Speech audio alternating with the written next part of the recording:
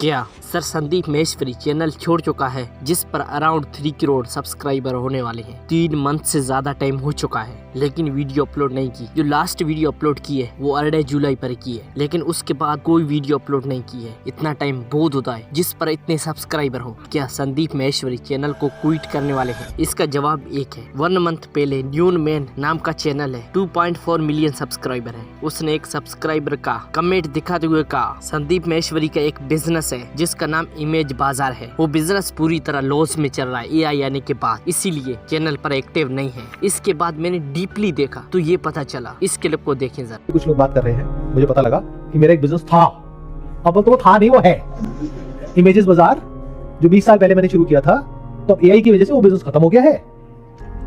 बकवास। एआई को हम आज से 2 साल पहले अडॉप्ट कर चुके हैं अपने बिजनेस में, और इस तरीके से इंटीग्रेट कर दिया है कि हमारी जो कॉस्ट है वो 10 या 20 गुने से नहीं 100 गुने से कम हो गई और रेवेन्यूज बढ़ गई। इस क्लिप को देखने के बाद ये बात क्लियर हो गई। इसने कमेंट में बिल्कुल झूठ बोला है। अब बातें टॉपिक की तरफ। आखिरकार सर संदीप महेश्वरी वीडियोस क्यों नहीं अपलोड कर, इसका कोई क्लियर आंसर अभी तक किसी को नहीं पता, लेकिन दूसरे चैनल पर लगातार वीडियोस अपलोड हो रही है। अगर आपको पता है तो कमेंट में जरूर बताएं।